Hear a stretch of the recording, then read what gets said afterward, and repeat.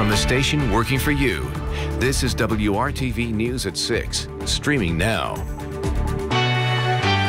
Some are calling this D-Day in the fight against the coronavirus. Right now, Pfizer's COVID-19 vaccine is on the move. Good evening and thanks for joining us. I'm Nicole Griffin. The first shipments are now headed to hundreds of sites across the country, including right here in central Indiana. Healthcare workers and residents in long-term care facilities will be the first to be vaccinated. ABC's Zoreen Shaw kicks off our team coverage tonight at 6. Distribution of Pfizer's COVID-19 vaccine has begun. The first shipments leaving Pfizer's manufacturing facility in Kalamazoo, Michigan. Today has been the most extraordinary experience of my career. This vaccine today gives us the promise and the light at the end of that tunnel. FedEx and UPS handling the deliveries to 636 locations. Those deliveries expected to arrive Monday at 145 sites, 425 on Tuesday, and another 66 sites on Wednesday. These sites, all hospitals and other major hubs with ultra-cold freezer capabilities. That Monday would be a better first day for the launch because it's a regular business day, so you could ensure that all the administration sites were fully staffed and all of them were open. The vaccine will be paired with kits containing syringes, alcohol swabs, a solution to dilute the vaccine, safety gear, and vaccine reminder cards. These deliveries cannot come soon enough for overburdened healthcare systems. Nationwide, more than 108,000 Americans now being treated for the virus in the hospital, a 10% increase since December 1st. Healthcare workers will be among the first people vaccinated. So we're going to have a priority, too, to the individuals that have been caring for COVID-19 on the front line. Memorial Hermann Healthcare Center in Houston has been preparing for their ultra-cold freezers and practicing administering the vaccine. But recent polls have found between 25 and 40% of Americans are not willing to be vaccinated. We need to address their fears and concerns. We need to roll this out in a way that provides confidence to people, but we also need to be transparent. Health officials say it could take several months to get everyone vaccinated and urge Americans to continue wearing masks and practice social distancing. Zoreen Shaw, ABC News, Los Angeles.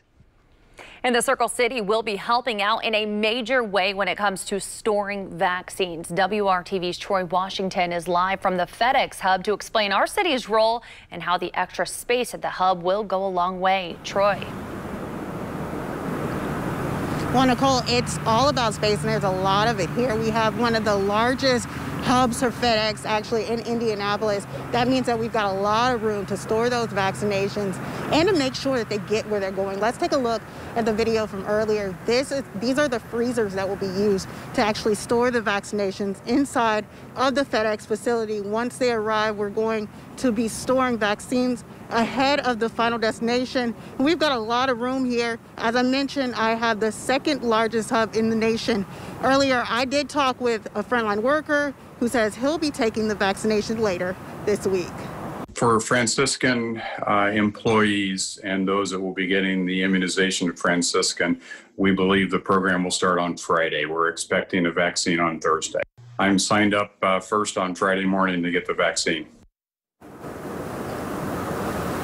Now, just behind me, behind that building, that's where those planes are going to be landing, bringing those vaccinations starting tomorrow morning. Now, tonight at 11, we'll hear from experts on what you should be doing at home right now as a viewer to just get well-versed on this vaccination. Reporting live, I'm Troy Washington, WRTV.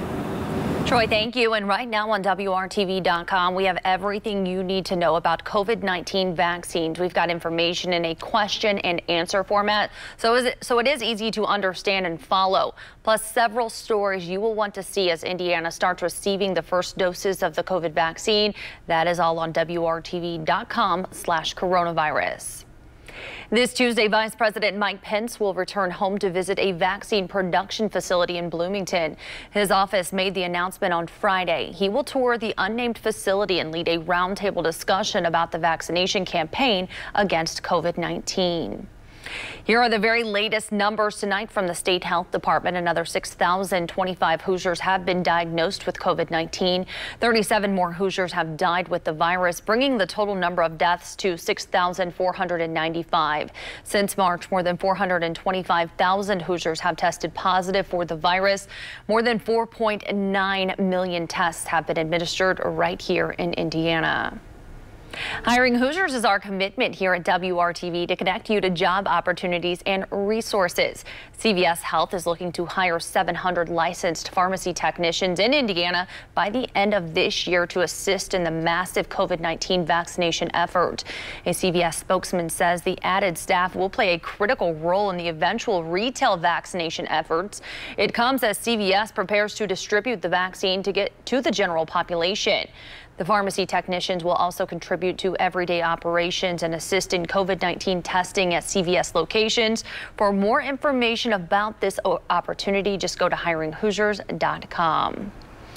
Now to your forecast tonight. Meteorologist Kyle Mounts is standing by. And Kyle, not a bad Sunday outside, but it's kind of a day you just want to cuddle up and relax. Yeah, we're having to adjust here, Nicole, back to these December levels. After last week, we had high temperatures in the 60s for a couple of days. This afternoon and this evening, those numbers are running about 5 degrees cooler than 24 hours ago. And that does put us with those cloudy skies in the upper 30s right now in Indianapolis and Lafayette. 40 degrees for you in Bloomington. Fortunately, that wind is fairly calm out there tonight.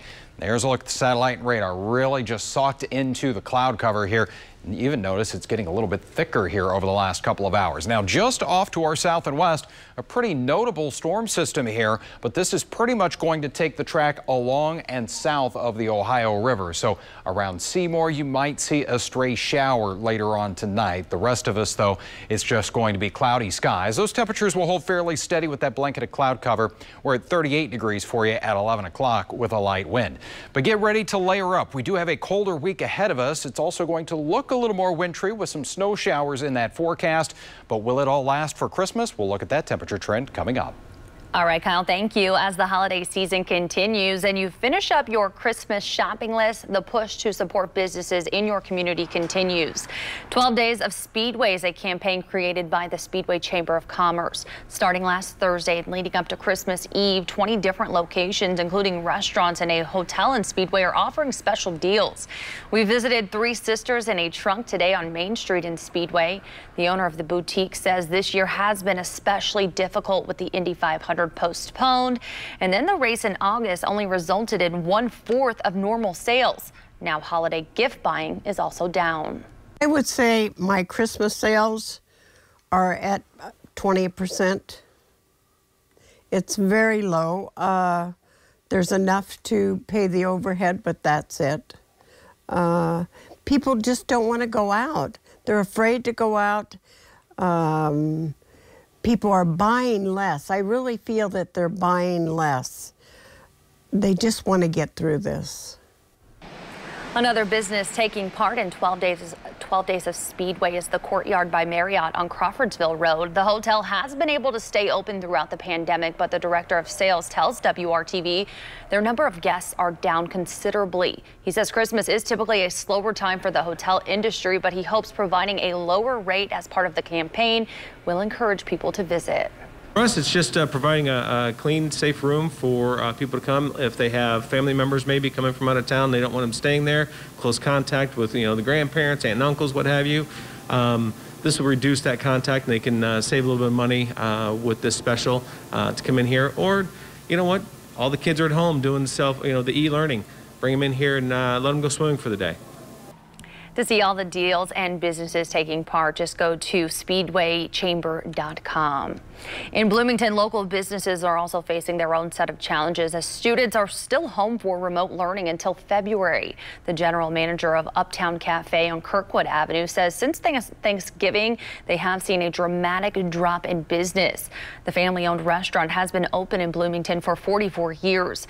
The GM says with winter here, many students at home and no major crowds for football games, they are trying to get creative to stay open. We're probably most excited about our outdoor dining solution right now, which is they're heated igloos. They're transparent igloos that are able to seat up to 8 people in one party. And we've been able to do that with a lot of success, and they're booked out for the rest of this month, really, and into the winter. So unfortunately, there's not a lot of them, and it won't generate a lot, but it's something exciting, and at least getting the people talking. The GM says he understands people are uncomfortable, but he says restaurants have always followed rigorous safety procedures. He encourages people to find ways to support local businesses because many are on the brink of closing. The Indiana Restaurant and Lodging Association reports 20% of Indiana restaurants have already closed during the pandemic, and more than 30% don't expect to make it through the next 6 months without federal relief. College football fans, we do have an update on the Old Oaken Bucket game that was canceled this weekend. This tweet from IU says the game has been rescheduled for this coming Friday at 7:30 p.m. in Bloomington.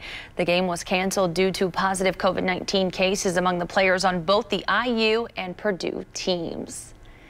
Coming up, President Trump's battle to stay in charge is pretty much over. Up next, the events happening tomorrow that should finally end the legal skirmishes, or will they? That's still ahead here on the News at 6.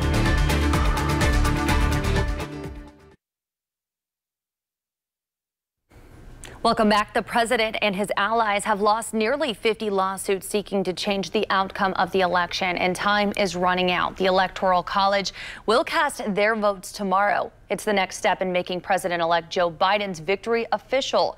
Here's ABC's Faith Abube with the details. The 538 members of the Electoral College will cast their votes Monday for president and vice president, the next steps towards making President-elect Joe Biden's victory official. But on Saturday, thousands of people took to the streets in Washington, D.C. in support of President Trump's efforts to change the outcome of the election. Trump and his allies have lost to nearly 50 cases in court since Election Day. No judge, including the Supreme Court of the United States, has had the courage to allow it to be heard. The Supreme Court rejecting a second lawsuit aimed at tossing out millions of votes. The reason the Supreme Court is not taking this is not because of a lack of courage. It's for the same reason that every court has thrown this out. It's a lack of evidence. A judge President Trump appointed in Wisconsin adding one more defeat Saturday, writing in a decision, quote, he has lost on the merits. And justices on the state's Supreme Court calling the president's efforts un-American. What you want is you want us to overturn this election so that your king can stay in power. As the president continues to make his baseless claims about a rigged election, Republicans in Georgia are looking to drive voter turnout for 2 runoff elections. Those races will determine control of the Senate. We want to make sure that the people that vote in this race are Georgians. They're voting for their Georgia senators. So making sure we have election integrity up and down the line is very important to us. Georgia's Republican Secretary of State says he expects a large voter turnout. Early voting begins tomorrow. Faith Abube, ABC News, Washington. Faith, thank you. Indiana's presidential electors will officially cast their votes for president and vice president at 10 a.m. in the House of Representatives chamber at the State House. The State House will offer a live stream for public viewing. Kyle. A cooler day for us, Nicole, as we had those clouds in place. A little bit of a breeze at times. We still made it to 40, though, in Indianapolis. And you can see there the average high now has dropped into the upper 30s. So right about where we should be here as we approach the middle of December. And those temperatures haven't moved too far from that afternoon high as we still have that thick cloud cover in place. We're at 39 in Indy, Columbus, and Lafayette, 40 degrees for you in Bloomington and Muncie, still holding on to 41. Our temperatures as we go through the next 12 hours here and through the overnight will slide back through the 30s, and I think much of us will be starting off in the upper 20s as we go into our Monday morning. So once again, you're going to need to layer up here a little bit. As we check out TrueCast, does show some clearing as we get into the day on Monday. So I think we'll see the return of some sunshine, still going to be mixing in some clouds, and especially as we go back into Monday night, you see those clouds streaming back in here pretty quickly, and it will be gray skies again for us on Tuesday. But we'll enjoy a little bit of sunshine here on Monday. Not going to do a whole lot to warm us up, unfortunately. Those temperatures, 32 degrees at noon. We'll only get into the middle 30s, I think, for an afternoon high. And then we got to factor in this northwest breeze around 10 to 15 miles per hour. So it's never going to really feel like it's in the 30s. In fact, as you head out the door in the morning, we'll have wind chills in the teens there, and those numbers are going to feel like the 20s, only about 24 here as we go into your Monday afternoon. So a little bit of a shock to the system here compared to those 60s of last week. 36 will be your high tomorrow in Bloomington and Indianapolis. 34 degrees in Lafayette, so these are numbers that are about a handful of degrees below average for this time of year. But it is a quiet start to the week for us. We check out TrueCast. This is Tuesday night, and you see the system off to the south and west as it moves in here overnight Tuesday into Wednesday morning. Chance for some snow showers scattered around the area. Right now, it looks like accumulations would be minimal, less than an inch at this point, but then that system kind of cranks up as it gets east of us. Of course, we'll be tracking that for you, but there's a look at that snow shower chance here on Wednesday with high temperatures only in the 30s there. They start to level off a little bit as we go toward the end of the week. High temperatures are back around 40, and we've got a chance going into next Saturday where we could see a few of those rain or snow showers. Again, that does not look like a big system either. But looking beyond that 7-day forecast, the temperature outlook, which takes us through the 27th of December, which would include, of course, Christmas Day, we're looking at above average temperatures with our average high there in the middle 30s. So that chance of a white Christmas continuing to get a little bit smaller each day as we get closer. Stay with us. When we come back, we'll have some changes coming to the Indianapolis Public Library. You're watching WRTV News at 6.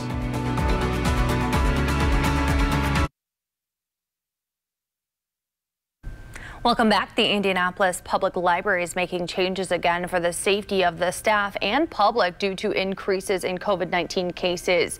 Beginning December 21st, the library will limit in-person services to curbside pickup of reading materials, audiobooks, and DVDs. There will be limited walk-in use of computers, printers, and scanners. And it'll be on a first-come, first-served basis with 1-hour time limits. Again, this all starts December 21st and is expected to be in effect through at least mid-January. The Beech Grove in Walmart, the Walmart store in Beech Grove is set to reopen tomorrow morning at 7 after being closed for 2 days of deep cleaning. The store on Emerson Avenue closed Saturday at 2 p.m. This was the second Central Indiana Walmart store to close this weekend for cleaning and sanitizing. The Village Park Walmart in Carmel reopened this morning. The company says it's part of their mission to keep employees and customers safe during the pandemic. Well, the pandemic is forcing many Americans to ditch in-store shopping for online shopping this holiday season. Experts say cyber criminals will be looking to take advantage, though. As Usher Qureshi found out, there are some simple tricks you can do to protect your digital profile while searching for those perfect gifts. More than 50% of consumers say they will shop online this holiday season due to the pandemic. That spending is projected to account for more than $200 billion. There is probably going to be more fraudulent use of online deliveries than we have seen before. Neil Deswani is a cybersecurity expert at Stanford University and the author of Big Breaches: Cybersecurity Lessons for Everyone. He says COVID-related phishing scams spiked as soon as the pandemic hit. And with malware attacks, unencrypted data, and third-party breaches, there will likely be more this holiday shopping season. Cyber criminals are very well aware of the current situation, and they are going to do everything they can to take advantage of it. According to the FBI, cybercrime has increased by 400% this year. But there are things consumers can do to protect themselves. Consider identity protection services. These companies can monitor many data sources, including credit files, social media, and the dark web. Two-step verification. Enable two-factor authentication for every online account you have that offers it. And freezing your credit. Call the 3 major credit services and freeze your credit.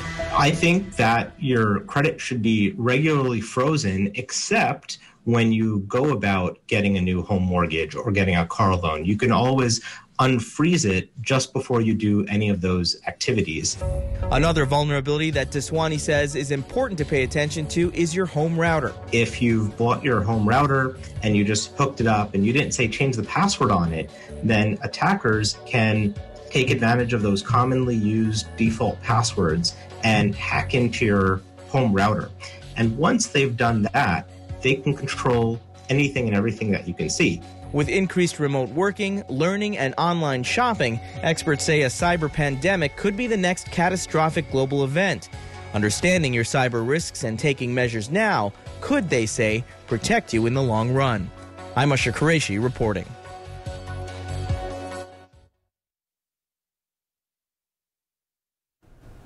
The Hubble Space Telescope turned 30 years old this year, and to celebrate, NASA is releasing 30 never-before-seen images of the wonders of space. They show galaxies and star clusters, all of which are visible from a home telescope. Some are even visible with binoculars or even the naked eye.